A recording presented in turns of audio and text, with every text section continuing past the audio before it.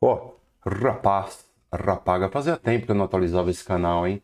Fazia tempo, mas eu vou voltar com o cara que realmente ficou aí como responsável por me trazer de volta aí as críticas de cinema, que é esse filme que tá atrás aqui, não necessariamente esse, mas o primeiro, tá? E a gente já chega lá, tá? Então, hoje falaremos, claro, desse cara aqui, mas antes a gente falar desse cara aqui, vamos falar um pouquinho sobre esse outro cara aqui, tá bom? E para quem não sabe, esse cara aqui é que a inteligência artificial some, né? A inteligência artificial também foi banida aqui, né? Acho que eu entendo o porquê. Ó, esse cara aqui inspirou desde o Ataque dos Vermes Malditos até Star Wars, tá vendo? Ó, isso daqui, lembra o Povo da Areia do Star Wars? Tá aqui. Então, teve uma evolução que passou por Ataque dos Vermes Malditos, cujo primeiro filme eu acho espetacular, tá bom? Eu gosto bastante do primeiro. Os outros são ridículos, mas tudo bem. E evoluiu para Star Wars, passando antes por várias outras franquias, né? Sendo responsável pelo surgimento de várias outras franquias, no caso, como Star Trek, só um minutinho, Star Trek, que mais a gente pode citar? Battlestar Intergaláctica, 2001 Odisseia no Espaço, muito mais o livro do que o filme em si, né? O filme já tem um viés mais filosófico, né? Enquanto que o livro já é uma coisa um pouco mais direta mesmo, até mais comercial, que é estranho, né? Normalmente a intenção, a tendência é o livro ser mais intelectual que o filme, mas enfim, no caso de Uma Odisseia do Espaço foi bastante diferente aí. E nós tivemos também, além do Battlestar Intergaláctica, série de videogames Halo, Alien, o Oitavo Passageiro, que mais a gente pode citar? Enfim, tudo que é filme que você vê que tem dois planetas que acabam entrando em guerra um com o outro, essa coisa de exploração espacial e tudo mais, tem referência à Duna, tá? No caso, a essa Duna aqui, tá? Ao livro em si como um todo, tá bom? Então, esse livro aqui do Frank Herbert é extremamente importante para a história da cultura pop, principalmente pós 1965. Eu diria que cerca de 80%, de 80 a 90% da produção de ficção científica, qualquer área que seja assim, tem influência de Duna, tá? Do livro Duna, beleza? Então já era hora de fazerem um filme sobre isso, né? Fizeram Star Wars, que é basicamente um Duna para crianças e adolescentes, digamos assim, né? Star Wars é basicamente isso. Se fizeram Star Wars, por que não fazer Duna, né? E, pô, o Alejandro Jodorowsky tentou fazer isso daí, fracassou terrivelmente, né? Infelizmente não deu certo, era um filme megalomaníaco pra época, né? Pros anos 70 não daria certo. Em 1984, David Lynch, que é o diretor de filmes como Cidade dos Sonhos, filmes excelentes. Cidade dos Sonhos, Império dos Sentidos, Império dos Sonhos, não lembro agora, mas enfim. Tem também o Veludo Azul, Eraserhead, o Homem-Elefante, enfim, vários outros filmes classicaços do cinema, né? E complexos. David Lynch fez filmes muito complexos. Em Duna, ele acabou fazendo um filme extremamente simplório, ridículo, tão patético que quando lançaram, né, uma versão estendida do Duna, no caso de 1984, ele pediu para não colocar o nome dele, ele pediu para não ser creditado, ele não queria, né, qualquer identidade com o filme. E colocaram, né, que é uma brincadeira clássica em Hollywood, sempre que um diretor não quer ser acreditado por ter vergonha do trabalho que ele fez naquele filme, ele é substituído por um tal de Alan Smith, Alan Smith T, né, que não existe. Não estou falando do filósofo Alan Smith, estou falando do Alan Smith T, até porque é Adam Smith, né? Enfim, é substituído pelo Alan Smith T, que é o que a gente vê no filme Duna de 1984, quando lançaram a versão estendida dele, tá bom? E acaba sendo um filme execrado pela galera, até que veio esse cara aqui. De novo, abaixa, levanta. Esse cara aqui. Esse Duna de 2001. Esse filme aqui, que foi muito bem aceito pelas pessoas, apesar de ter gente que criticou ele, né? Que foi bastante contra, falou que era um filme muito lento, um filme sem empolgação, insípido, sem alma, coisa do tipo. Cara, esse filme aqui é espetacular, ele é tão bom quanto esse aqui atrás, e talvez no propósito dele ele seja até melhor que esse daqui atrás, tá bom? Talvez. Beleza? Muita gente falando que o Duna Parte 2 foi tão bom que melhorou isso aqui. Isso pra mim é uma heresia, cara, falar isso aí. Foi tão bom que melhorou o Duna Parte 1, enfim. Por aí vai. Não vai ter edição vídeo, tá? Vai ser uma paulada só. Aliás, edição ou não, ô Lipton, patrocina o canal aí, tá? A gente faz essa brincadeira no meu outro canal, que não tem nada a ver com cinema, vamos fazer aqui também. Enfim, tô com sede. E o vídeo vai ficar longo também, diga-se de passagem, mas eu prometo tentar fazer o vídeo mais informativo possível para você aí poder curtir a gente. Então vou ter que bebricar um chazinho aqui para ir molhando a goela de vez em quando. Lançaram Duna Parte 1 em 2021, Denis Villeneuve, muita gente falando, putz, será que esse cara vai conseguir transportar Duna? Porque Duna é esses livros que você não consegue adaptar para o cinema. É muito difícil você adaptar Duna para o cinema. Né? É um filme com muitas intrigas políticas. Aliás, eu esqueci de falar outra referência de Duna, Game of Thrones. Tá? O Game of Thrones com toda aquela intriga política, fulano que traz ciclano para ficar do lado de Beltrano, que arma uma armadilha para cima de... Enfim, toda essa questão política tem a ver com Duna. E eu vou além, tá? A Daenerys Targaryen, o que acontece com ela na pavorosa última temporada do seriado Game of Thrones, que trabalha pessimamente mal, e eu vou falar disso daqui mais pra frente, né?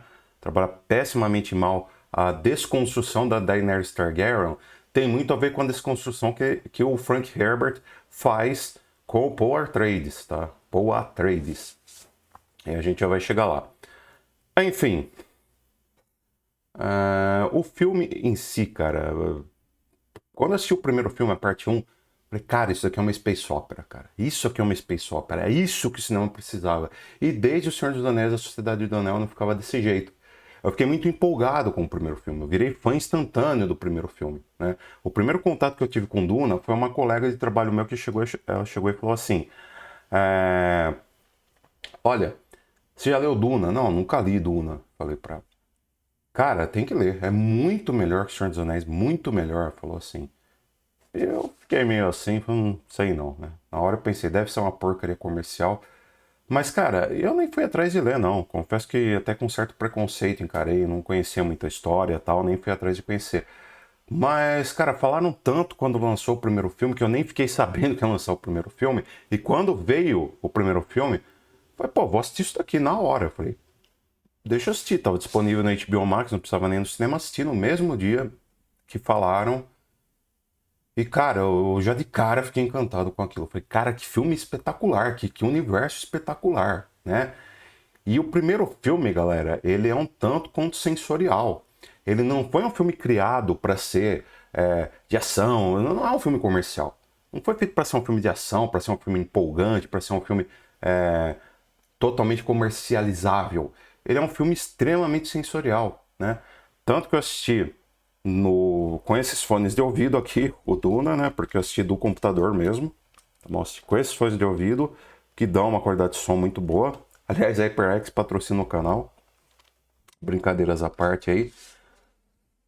Cara, eu saí chapado do filme praticamente, porque a trilha sonora ela é cachapante, né, cara? O Hans Zimmer fez um trabalho com tanto esmero aqui, que ele transporta você para dentro do filme. E muitas vezes eu senti como se eu estivesse, sei lá, assistindo Lawrence da Arábia, né?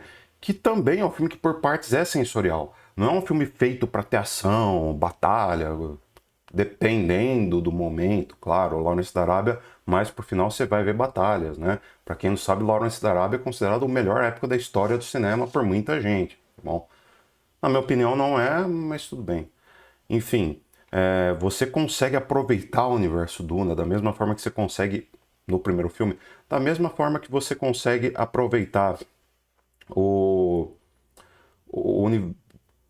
aquele deserto de gelo do Dr. Zhivago, né? Aquele do próprio deserto, por assim dizer, lá em Lawrence da Arábia. Então são filmes sensoriais, cara. Filmes que querem jogar você para dentro da película com uma trilha sonora espetacular e com uma fotografia espetacular. E é tudo que a gente tem do não. Trilha sonora e fotografia assim maravilhosa, cara. Fotografia cinza, crua, porém te coloca no filme, né?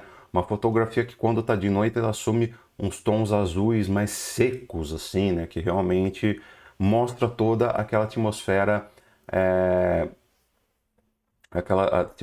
até áspera, né, do planeta como um todo. E transporta a gente se sente transportado pro primeiro filme, então eu já amei de cara o primeiro filme e confesso que fiquei bem ansioso pro segundo, né? E aí eu gostaria também de falar rapidamente do livro do filme de 1984, do Duna Parte 1 e agora o Duna Parte 2, depois do Duna Parte 2. Com relação ao livro Duna, o que o Frank Herbert fez foi uma coisa espetacular, que é o seguinte: ele pegou, claro, referência dos anos 60, que nem o melange, a especiaria, a gente tem uma associação com ácido lisérgico, enfim, não vou falar o nome, talvez o YouTube até corte o alcance de a gente falar o nome.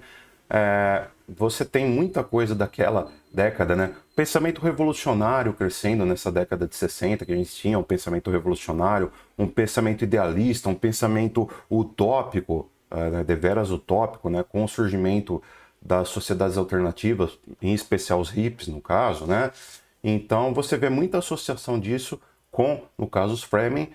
No caso, Fremen também você associa um pouco muito, no caso, da cultura árabe a eles, né? Então, pessoal mais fundamentalista muçulmano, e não, de forma alguma o livro passa pano para muçulmano, não tem nada disso, tá? Fica tranquilo quanto a isso. E o que nós vemos no livro é esse apanhado de fatos que marcaram os anos 60, porque toda obra de arte tem que, acima de tudo, cara, registrar de forma perfeita o tempo ao qual ela faz referência.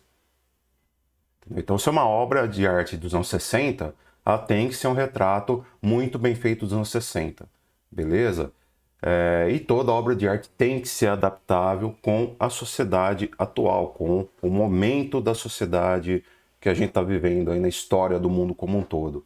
Tá? Já chegamos lá. E o livro do Duna, ele é muito bom nesse sentido, e melhor ainda em tentar criar um herói que depois ele seria desconstruído. Isso não é spoiler, cara, porque desde o começo a gente vê o Paul Atreides ele preocupado que vai ter um jihad, que vai ter uma guerra, vai ser em nome da família dele, que não sei o que, bababá, e ele meio desesperado com isso, tá? Primeira parte do filme, desse filme aqui você vê isso, tá? E no livro você vê muito isso. Entendeu? Então você tem uma desconstrução do herói. A ponto de, até que ponto a idolatria é uma coisa saudável, né? Até que ponto a idolatria não tira você de uma situação ruim para colocar em outra ainda pior, né? A gente vê, por exemplo, no Brasil. A turma idolatra Lula e Bolsonaro. Eu não quero me meter em questões políticas aqui, mas, cara, olha o tipo de gente que o Brasil idolatra, né, cara? O povo idolatra qualquer um que venha com essa missão de salvador. Ah, isso aqui é o salvador da pátria, né? Meu Deus, eu tô suando, tá quente aqui. Esse cara aqui vai salvar a pátria, o salvador da pátria, né? Isso é ridículo, cara. Só que, infelizmente, o povo ignorantão precisa disso. Ele precisa ter alguém para chamar de herói, alguém para chamar de líder. E alguém, principalmente alguém, para apontar o dedo e falar, deu errado e a culpa foi sua. Tá? O povo precisa muito disso, infelizmente, né? E o livro Duna mostra isso muito bem, né? Ele trabalha esses conceitos muito bem. É claro que, de acordo com o pensamento dos anos 60, por exemplo, tem fatos que acontecem aqui no livro que muitas feministas de hoje falam, isso é machismo puro. Até eu, que sou antifeminista, eu concordo que é um machismo puro o que acontece no final de Duna, mas a gente ainda tem lá a Shani questionando, né? Falando, não, vai ser o quê? Aí a gente pula pro filme de 1984. O filme de 1984 que ele vem na vibe naquele hype do Star Wars, o Retorno de Jedi, exatamente, o episódio 6 da franquia, que até então era episódio 3, né? Até lançarem a prequela lá dos anos 2000, com Ameaça Fantasma, Ataque dos Clones e Vingança do Sith. Lipton patrocina nós. Então nós temos tudo isso aí. Mas o filme Duna, o filme Duna 1984, David Lynch, ele quis surfar essa onda do Star Wars. Tá? Então o que acontece? Ele pega tudo que o livro tem e dá uma repaginada de ponto de tornar apenas mero entretenimento. Então não tem nada quase dessa questão religiosa. O Paul Atreides, cara, ele é um personagem extremamente ele é tão linear no unidimensional quanto o Luke Skywalker do Star Wars, né? O Luke Skywalker não é segredo pra ninguém, ele não é um dos personagens mais queridos da saga. O pessoal prefere infinitamente o Harrison Ford, o personagem do Harrison Ford, que é o Han Solo, né? Por quê? Justamente por isso. É um personagem ambíguo, é um personagem com caráter duvidoso, é um personagem que, principalmente no primeiro filme, ele ajuda quem compensar, no primeiro filme que eu digo Uma Nova Esperança, né? Ele ajuda uma pessoa porque compensa ajudar. Ele não tá ali porque ele quer ser herói, porque ele quer provar alguma coisa.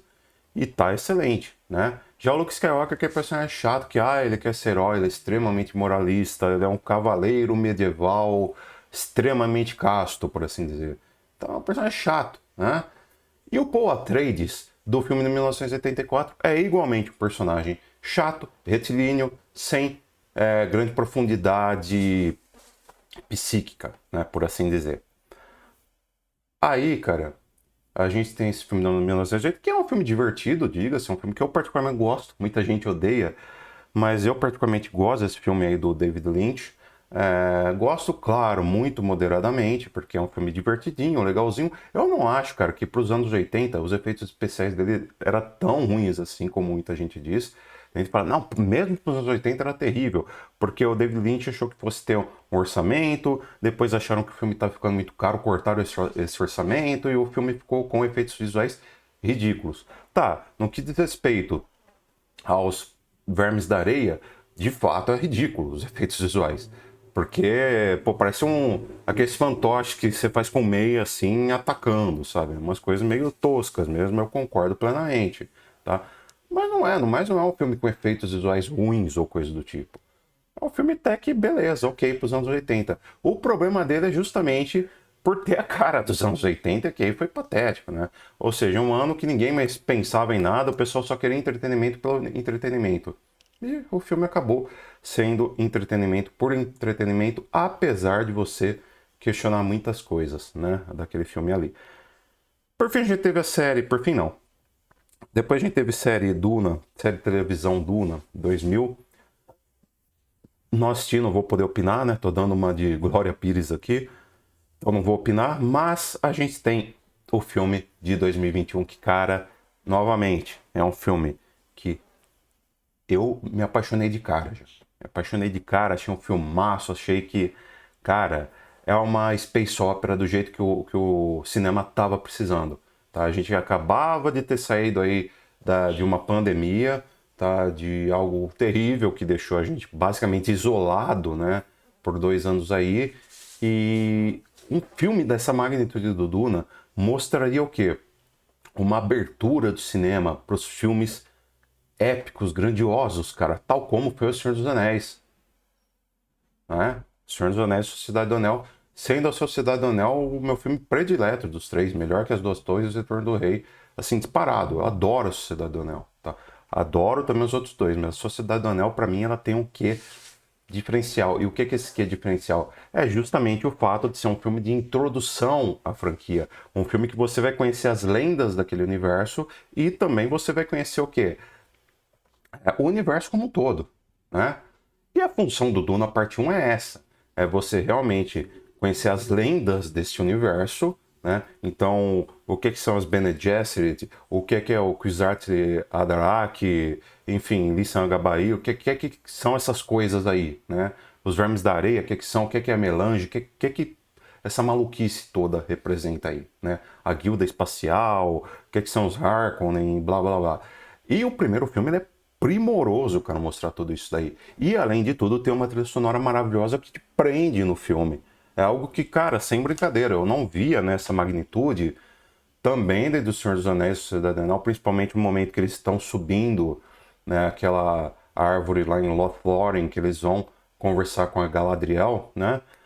E desde O Senhor dos Anéis eu não via uma cena assim que me tem um filme, cara, que eu nem gosto tanto do filme, mas também tem cenas assim desse tipo, né, ultra sensoriais, que é o caso do Benjamin Button, o curioso caso do Benjamin Button, que é um filme que eu particularmente não gosto muito, mas tem cenas dele que, pô, prendem a gente ali naquela imagem. E desde o Benjamin Button eu não vi um filme que me prendesse muito dentro da cena, tal como é o caso do Duna parte um, tá? É um filme que eu fiquei fã de carteirinha e já quis conhecer o universo. Eu falei, agora eu vou ler o livro Duna, vou comprar a ideia da minha amiga e tudo mais, né? E por fim, eu li o Duna primeiro e fiquei ansioso pela segunda parte. Falei, e agora? Como vai ser a segunda parte? Né? Como vai ser? Será que a Shani, o que acontece no final lá, será que ela vai ser tão sonsa quanto a do filme dos anos 80, né? Que aquilo lá mata qualquer feminista, né? Acho que Simone de Beauvoir ela deve ter tremido no caixão, né? Apesar que ela estava viva naquela época, mas tudo bem. E lançaram esse Duna de 2021 com a parte 2 de 2024, que, cara, ela não é, na minha concepção, tão sensorial quanto a parte 1, até porque ela não precisa. Então, quem assistiu a parte 1, se assistiu de acordo, prestou atenção em detalhes, prestou atenção em movimentação de câmera do Denis Villeneuve, prestou atenção em fotografia, prestou atenção em trilha sonora, principalmente. Quem prestou atenção em isso tudo já abraçou ao filme lá dos anos... esse filme novo, de 2021, tá? E já estava preparado para esse outro aqui. E esse outro vai ser o quê? Como são apenas 2 filmes e vão ser continuados, né, ou concluídos por um terceiro filme que não é necessariamente, não tem ligação necessariamente com esse, mas tem ligação com o livro O Messias de Duna, que é um livro chato pra caramba, cara. Chato pra caramba. O final é espetacular, mas o livro em si ele é chato, cara. O livro em si é muito chato, cara. Muito chato. Ele tem metade do tamanho desse livro que eu mostrei pra vocês, do Duna normal, só que eu levei, tipo, o dobro ou o triplo do tempo pra ler ele. Enfim.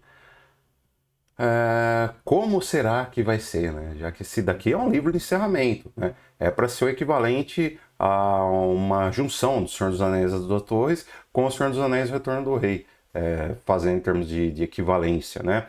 E o que nós temos aqui é, logicamente, o que precisava ser, ou seja, são 2 filmes com propósitos diferentes, assim como a Sociedade do Anel. Eu praticamente acho que não dá para você ficar comparando muito a Sociedade do Anel com o Retorno do Rei com as Duas Torres. Da mesma forma, você não pode comparar muito Duna parte 1 com Duna parte 2. Eu acho que são filmes com propósitos diferentes.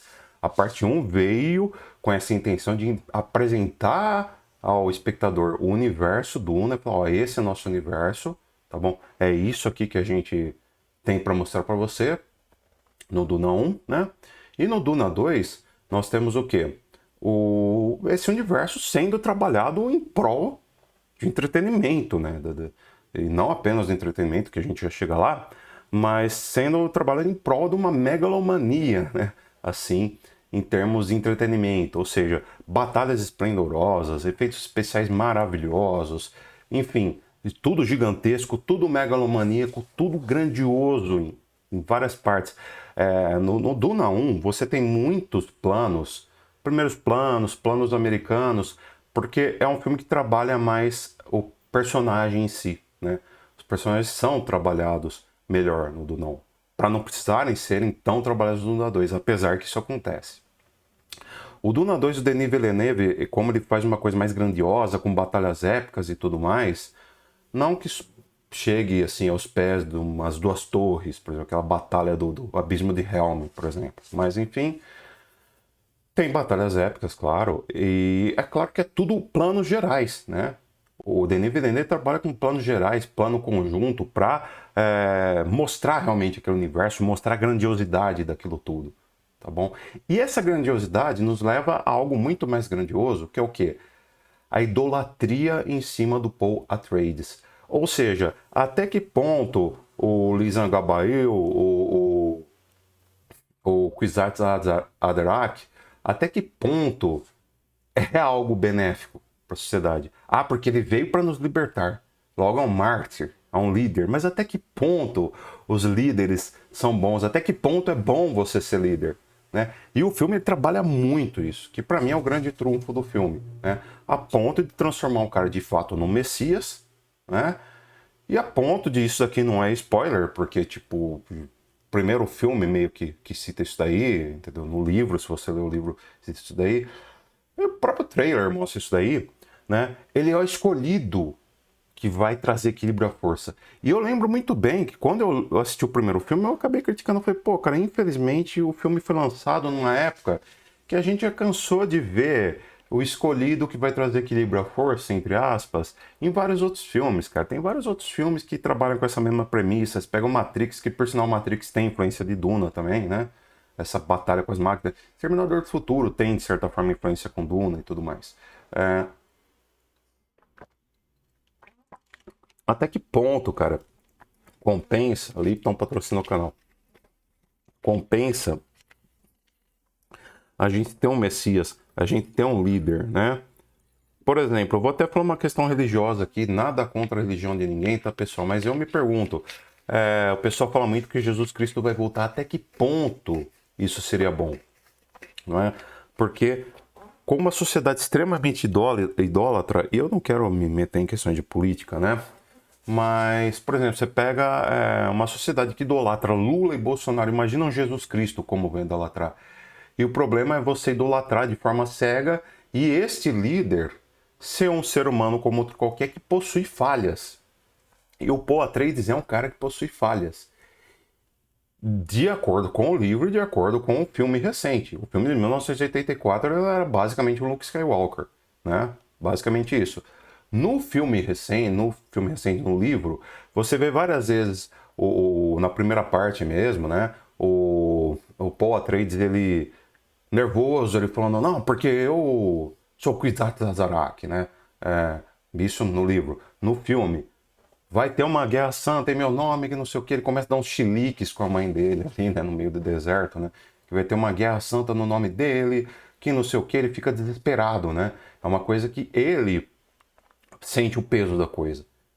E ele demonstra estrutura de não aguentar tudo isso. Né? Ele demonstra estrutura que não vai aguentar tudo isso. Coisa que os produtores de Game of Thrones não fizeram com a Daenerys Targaryen, né? Lá no Game of Thrones.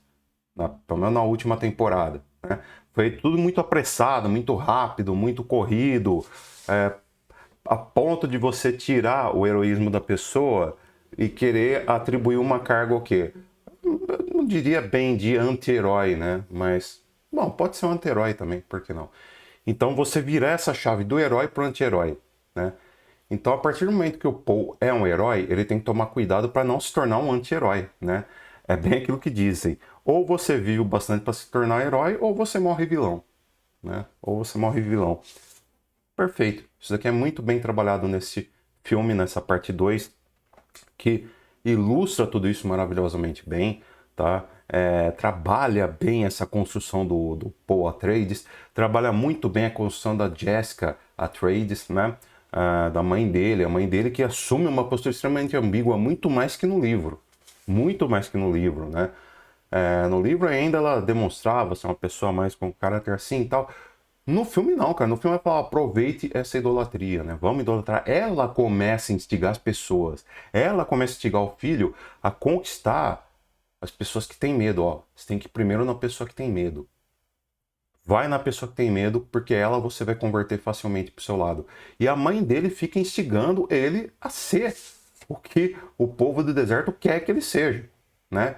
E em parte isso é bom porque instiga o povo a se libertar, né? Dos Harkonnen que vinham para explorar a especiaria e meio que escravizava, né, boa parte da população Fremen, né?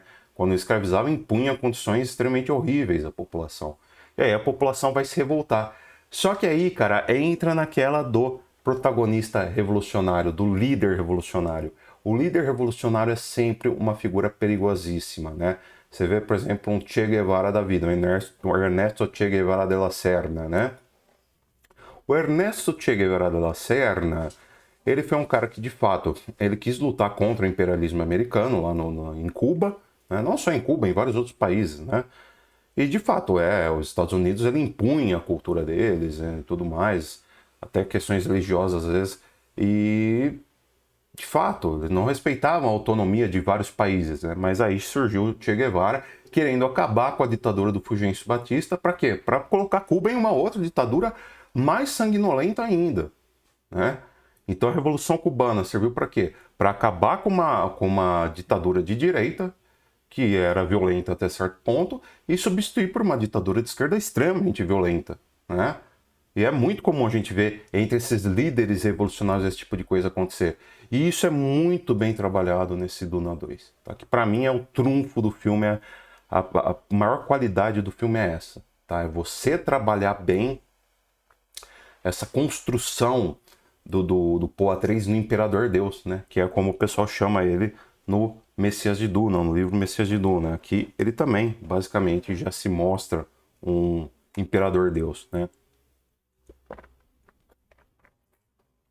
Por assim dizer. Então, é um filme extremamente emocionante, extremamente épico, extremamente grandioso, efeitos especiais maravilhosos, cara. Tudo muito bem orgânico. As explosões, tem várias explosões aí que, meu Deus, né, cara? Que coisa sensacional. A direção do Denis Villeneuve, né? Tem cenas de ação que ele cria, né, uma expectativa para aquilo. Isso daí é maravilhoso, né, cara? Que nem ele filma toda uma chuva de poeira, por assim dizer, que chega, né? E essa chuva de poeira esconde o que está por vir, né? Isso daí tem no trailer. Se assistir o trailer, você vai ver. Eu não vou falar o que acontece, não quero dar spoilers aqui, mas você vai ver. E o Poe Atreides, né? Que no filme de 1980 eles esquecem a tal da Jihá, que o Poe Atreides tanto fala no livro. Aqui essa Jihá é muito bem trabalhada sobre o nome de Guerra Santa e é muito bem mencionada.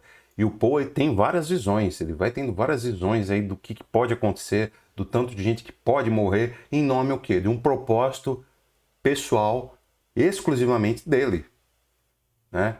Ele quer aquilo, porque ele quer vingança contra o que fizeram com a família dele. E isso tá nos trailers, não é spoiler não, tá bom?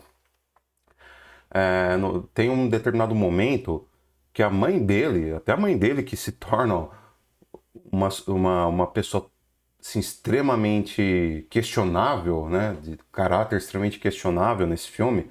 O livro não era tanto, o filme de 1980 menos ainda, nesse filme aqui, ela começa a ficar um tanto quanto questionável, o caráter um tanto quanto ambíguo, né? E aí você vê o Paul, a mãe conversa com o Paul e fala assim, seu pai não acreditava na vingança, Paul. Aí o Paul fala, mas eu acredito. E detalhe, não tem aquela coisa, mas eu acredito. Não, ele fala, mas eu acredito, viu? Ele fala meio assim, com naturalidade, né? Que é um destaque pro Timothée Chalamet, a gente já chega lá nas atuações também. E, cara, é uma coisa que é extremamente bem trabalhado, isso tudo, né? A escala da ação, o modo como a ação vai crescendo cadencialmente ao longo do filme, gradualmente, né, ao longo do filme. É tudo muito bom, tudo excelente, cara. Mas o melhor que o filme tem para oferecer, insisto, é isso aí. É realmente o Paul Atreides querendo impor a sua vontade, independentemente das consequências. Então, o que nós temos aqui é um Messias um tanto quanto maquiavélico, né? Um tanto quanto maquiavélico, porque ele se preocupa mais com o fim, com o objetivo dele, que é a vingança.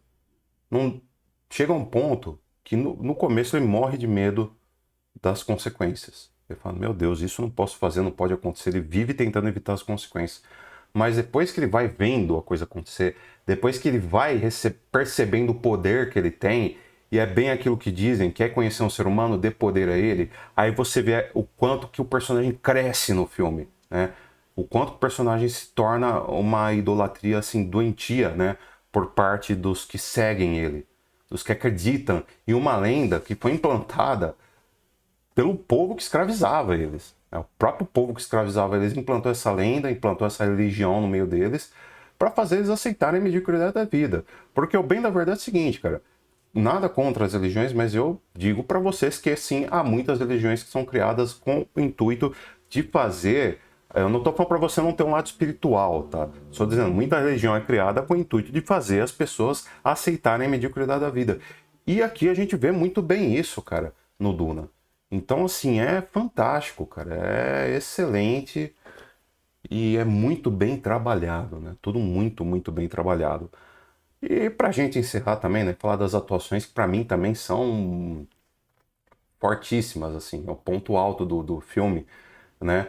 No primeiro filme a gente tem o Timothée Chalamet propositadamente mais apático, propositadamente mais tímido, propositadamente mais ali na dele. Por quê? Porque é um personagem franzino, é um personagem mais assim, sem poderes, é um personagem que tem aquela crise existencial, putz, cara, mas eu não sei se eu tô preparado para ser aquilo que estão querendo que eu seja, né?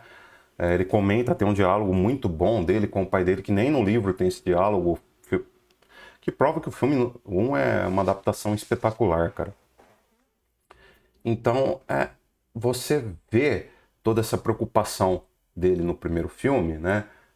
O medo dele se tornar um líder revolucionário e poder, né, ter uma guerra santa feita em nome dele, conforme ele diz mesmo na parte 1, a ponto de que na parte 2 ele simplesmente desabrocha. Ou seja, sabe aquela pessoa que ficou o tempo todo quieta, na dela, tranquila, às vezes até uma pessoa religiosa ao extremo e tudo mais. Aí essa pessoa sai pra noite, toma um pilequinho, gosta um pouco do negócio, depois continua tomando, até que ela desabrocha, ela vai do 0 ao 100 em questão de semanas. Sabe? Essa pessoa que fica louca, completamente maluca, muda totalmente. Era o sujeito religioso certinho, bonitinho, não sei o quê, e se torna num monstro assim que sai quebrando a noite inteira, sabe? Então é mais ou menos isso o que é a atuação do Timothée Chalamet. Que é excelente, excelente isso daí. Então o Timothée Chalamet, ele fala, né? Ele tem uma oratória, né? Que realmente cativa. Né? Ele faz uma atuação cativante, ele fala grosso quando tem que falar grosso, ele sabe falar em tom natural quando tem que falar em tom natural, que é o que eu acabei de mencionar aqui, né? Então ele chama a responsabilidade para ele. Ele tá extremamente expressivo nesse filme. Muito provavelmente, cara, eu não vou dizer que é a melhor atuação da carreira dele, né? Porque você tem ainda Lady Bird. Mas não, Lady Bird não seria. É, não, tem Me Chame Pelo Seu Nome, mas mesmo assim eu acho que a melhor atuação da carreira dele é de Duna 2, né? É um personagem que ele vira a chave, ele consegue virar a chave muito rapidamente, ele tá quieto ali tentando argumentar numa boa, até que ele perde a paciência, não, isso daqui vai ser assim. Então já vai demonstrando o caráter ambíguo do cara, sabe, um tom mais ditatorial da parte dele. Ele vai aos poucos se revelando basicamente uma espécie de ditador, né, do filme. E isso é trabalhado dessa forma gradual, cadenciada e tudo mais. Nós temos também a Zendaya muito bem também, cara. Muito bem, entendeu? Ela sabe ser a namoradinha do cara, o par romântico do cara. Ela é convincente, ela é bastante espontânea, ela é bastante carismática, não é? E ao mesmo tempo em que, ao contrário da Shane do livro mesmo, e principalmente do filme de 1980, ela não aceita muita coisa, né? Que vai acontecendo, conforme o Paul vai crescendo, né? O tom dele, ela não vai mais reconhecendo aquele garoto que ela conheceu, né? Ela vai já tendo essa desilusão, né? do que acontece, o que vai acontecendo com o Paul. E a Zendaya trabalha isso de uma forma muito bem convincente, muito bem carismática, sem parecer aquela feministazinha birrenta ou coisa do tipo. Não, aqui é muito natural. Não é nem questão de feminismo, o que quer que seja. É você não querer ser. é, é, Você não querer ser colocado em segundo plano, digamos assim. Entendeu? E tá certíssima, qualquer pessoa tomaria aquela atitude, seja homem ou mulher, né? Então, assim, você concorda com o personagem da Zendaya e ela atua de uma forma que isso funcione muito, muito bem mesmo. Né? Muito, muito bem mesmo. Uma excelente atuação dela. Javier Bardem, muito carismático, cara. Talvez nunca. Acho que o Javier Bardem nunca teve tão carismático, né? Quanto nesse filme. E ele abraça aqui, né? Um idólatra, um tipo idólatra mesmo. É tipo brasileiro que idolatra o Lula, o Bolsonaro. É o típico idólatra que o Javier Bardem ele abraça essa função nesse filme aqui, né? Muito bem, de uma forma muito carismática também, né? Ele é parte de bons momentos, né? de alívio cômico, né? Mas está longe de servir só como alívio cômico. Ele é um personagem que, acima de tudo, ele serve para se mostrar o idólatra, né? Ele mostra realmente a doentia que o fanatismo religioso causa nas pessoas. E aqui a gente vê isso, tá? Então, mais ainda do que o livro, né? Ele não mostra assim como, vamos falar dos povos muçulmanos, mas não vamos falar dos muçulmanos somente como pobres coitados que sofrem. Não. A gente vai falar como os muçulmanos sofrendo preconceito dos europeus, porém sendo um povo extremamente perigoso por conta da idolatria deles. Que é o que acontece. É justamente o que acontece aí no filme, que trabalha muito bem. Então não é um filme que assume lado de direita, de esquerda, qualquer coisa que seja, tá? Quanto a isso você pode ficar tranquilo. Eu diria que o filme até critica um pouco mais a esquerda, dependendo do caso, porque ele critica esse pensamento revolucionário, né? E eu mesmo já disse algumas vezes que eu deixei de ser de esquerda, eu era de extrema esquerda, para quem não sabe aí. Eu deixei de ser de esquerda, cara, depois que eu comecei a ver líderes revolucionários que assumem o controle de um determinado território e depois que assumem o controle do território, fazem a população que ajudou eles, o povo que ajudou eles, fazem de idiota útil, que é o Olavo de Carvalho falava que não é um cara que eu tenho lá muita simpatia por ele, mas tudo bem. O Olavo de Carvalho falava muito em idiotas úteis, e de fato, existem os idiotas úteis da revolução, que são simplesmente deixados de lado, né? E, inclusive, no Messias de Duna tem muitas críticas, né, desse tipo no começo do livro, diga-se de passagem. E, cara, é isso. Javier Bardem tem essa função. Agora, para mim, a melhor atuação acaba sendo mesmo a da Rebecca Ferguson. Ela cresce muito, né? Enquanto que no primeiro filme ela era uma mãe extremamente cuidadora, ela tremia de medo do filho, então ela demonstrava muito bem isso daí, o receio dela com o filho, apesar de querer ser aquela mãe super protetora, a mãe coruja, né, que fica em cima do filho, não, o filho não sei o que e tal. Ela também era a mãe que se preocupava com o filho. Ela queria que o filho fosse o que ele foi treinado por ela para ser, mas ela tinha muito receio com ele. Ela demonstra todo esse receio no filme, coisa que aqui a gente vê no primeiro e no segundo filme é evoluído para uma pessoa que fala agora você vai ser assim. E ela começa a instigar o filho a ser daquele jeito. Então ela se mostra, né? Rebecca Ferguson encarna com muita naturalidade uma mulher que se mostra ser extremamente ardilosa, extremamente manipuladora, tá bom? E ela vai mostrando isso com muita naturalidade, né? E você começa a se assustar com a personagem dela, com a atuação dela, com o modo como ela vai fazendo uma lavagem cerebral no filho e nas pessoas que querem seguir o filho, nas pessoas que ainda duvidam do filho. Ela vai fazer uma lavagem cerebral geral, né? E ela faz isso muito bem feito em Duna Parte 2. Enfim, filme muito bom mesmo. Filme excelente, na verdade. Grandiosíssimo. Cara, gigantesco, tá bom? Gigantesco mesmo. Leva tudo uma escala épica.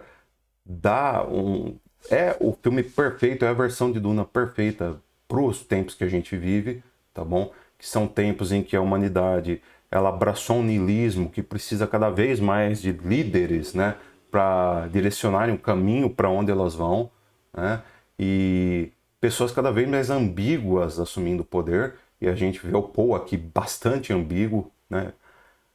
Enfim, filmaço, cara, filmaço. Não diria que é o melhor filme de ficção científica desse século, porque fica pau a pau com o Duna Parte 1. Por mais que queiram falar que não, o Duna Parte 1 não chega aos pés, o Duna Parte 2 é muito melhor. Discordo. Discordo muito, cara. Discordo muito. Cada um tem seu propósito, cada um tem uma proposta. Um quer introduzir você ao universo, entendeu? Um quer introduzir você ao universo, quer introduzir você às lendas do universo, aos costumes do universo. Apesar que o universo deles é o mesmo que o nosso, né? Vale a pena dizer isso, tá? Duna se passa no mesmo universo nosso, só que, tipo, já aparentemente ocorreu uma exploração espacial, não existe mais vida na Terra, coisa do tipo, e eles estão em outro planeta aí, tá? Até porque o livro Messias de Duna, ele cita muito personagens como Gengis Khan, o Adolfinho do Bigodinho ali, né? O Führer, que eu não posso falar o nome que corta ainda mais o alcance do canal. E, cara, é um filme épico. É um filme épico. E assim como quando eu assisti o Duna 1, eu falei, cara, desde o Senhor dos Anéis eu não vi uma coisa assim tão claramente que você podia falar, isso daqui é épico. Eu mesmo posso dizer do Duna 2, tá? Então, fecha muito bem essa duologia de filmes, por assim dizer, né? O terceiro filme vai dar a entender que vai ser uma continuação direta. E o jeito que ele encerra aqui, encerra de uma forma que ele fala, agora a gente vai continuar daqui. E deixa a gente empolgado para o que vai acontecer. O fim do livro não deixava empolgado porque iria acontecer. Ah, legal, aconteceu isso, tá bacana, legal. Aqui não. Aqui ele deixa o universo totalmente aberto. Tudo aqui fica aberto. Não é aquele final que é realmente um final. É um final que realmente fala, vamos ter mais filme. Vamos ter mais filme aí. Tá? E que venha mais filme. Vai vir só mais o Messias e Duna. E de fato eu acho que 3 filmes para essa franquia já estaria de excelente tamanho. A Duna 2 eu vou dar uma avaliação de 4,5 de 5, assim como eu dei pro primeiro filme 4,5 de 5. Filme excelente, muitíssimo bem atuado. Para ser bem sincero, ele perde um pouquinho o ritmo em algum momento ali, tá? Poderia trabalhar de uma forma mais interessante algumas coisas, um pouco mais resumida e dinâmica. Ele tenta ser contemplativo e não consegue ser tão contemplativo quanto o primeiro, tá? Até porque nem precisaria ser contemplativo. Ele já foi antes. O que ele tinha que trabalhar agora é realmente nessa questão religiosa, né? Mas no mais é um filme que funciona extremamente bem, cara. Cara, vale cada centavo que você pagar no ingresso. Vai assistir. Tenta assistir na melhor sala de cinema que você conseguir, tá bom? É filme pra cinema. O som dele é espetacular, cara. O som, visual, tudo espetacular. Assim como o primeiro, né? E esse daqui ele trabalha até mais em função, tem até. Pelo menos eu não tô falando da trilha sonora, eu tô falando da edição de som como um todo, tá? Mixagem de som, edição de som melhores até do que o primeiro, porque precisam ser melhores, né? É um filme muito mais batalha, um filme muito mais voltado para ação, né? Do que o primeiro. O primeiro é um filme mais contemplativo, esse daqui é mais voltado para ação, né? Bem mais voltado para ação, diga-se de passagem. Por isso tem muita gente aí, muito nerd que não gosta de pensar muito, né? Oh, esse filme é muito melhor que o primeiro. Não é. Não é. É que o cara é que ele tem preguiça de se transportar para dentro do filme. Esse que é o problema. Tá, mas já ficou longo demais esse vídeo. Por esse vídeo é só tudo isso. Falou, tchau, adeus e até uma próxima.